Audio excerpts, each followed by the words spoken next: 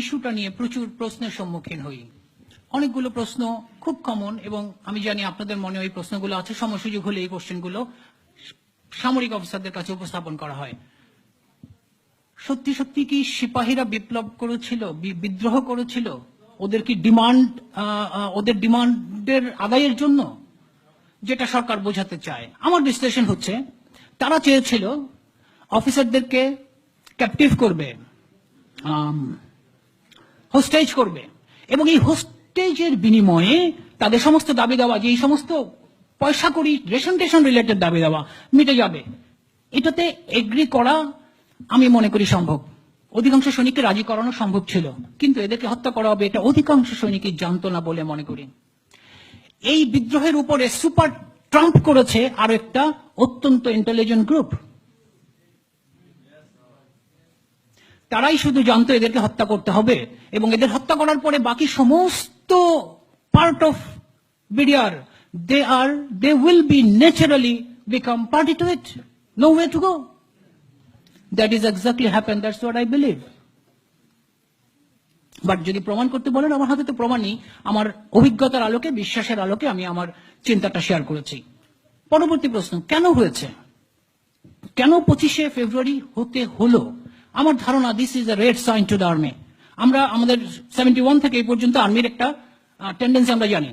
আমি being member of army আমি বলছি, আপনারাও এগ্রি করবেন, স্বীকার করবেন, আর্মির একটা টেন্ডেন্সি আছে ন্যাশনাল ক্রাইসিসে নিজেকে দেশের গার্জিয়ান ভাবা, তাই না? এমনকি জনগণের দিক থেকে একটা চাহিদা আছে, আমার গার্জিয়ান কেন আসছে না, তাই না? সো এরকম একটা টেন্ডেন্সি আছে।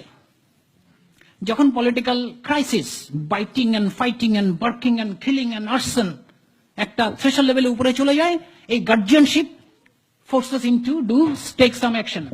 This guardianship must have to stop. বাংলার মাটিতে এই গার্জিয়ানশিপ চলতে দেওয়া যাবে না। This is a symbol, red flag, 25th February.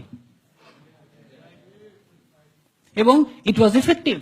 The message has been reached to the right person. They are silent. একজন বক্তা বললেন ধোড়া সাপ।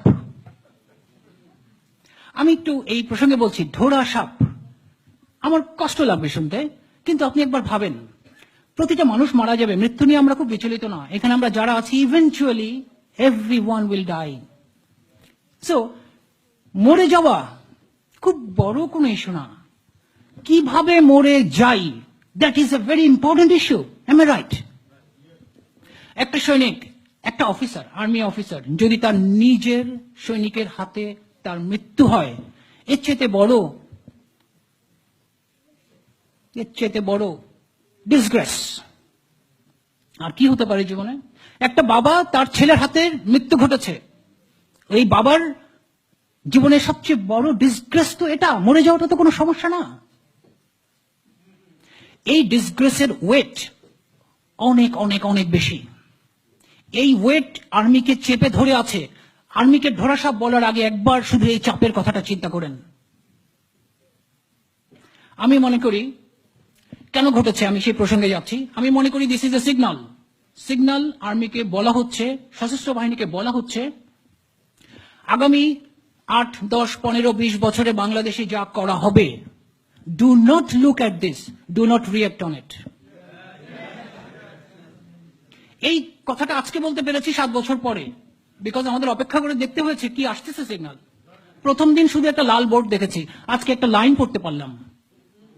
সেটা হচ্ছে, এই দেশের শিক্ষা ব্যবস্থা নিয়ে যা করব, do not react on it. এই দেশের সম্পদ, পানি সম্পদ, গ্যাস সম্পদ, সুন্দরবন ইত্যাদি ইত্যাদি নিয়ে যা করব, do not raise any question. And make yourself prepared, be stronger. অনেক অস্ত্র দেব, প্রশিক্ষণ হবে, সব হবে। Prepare to remain ready to fight our common enemy. জানি না বোঝাতে পেরেছে কিনা। So I fear this army, you will find our army will be found to fight in some other border someday, and that is the initiation, beginning of 25th of February. This is my interpretation. ভুল হলে আপনারা খুশি, comfort, আর যদি this is my analysis, বিচারের ভার আপনার। Thank you very much for patience hearing. Thank you very much.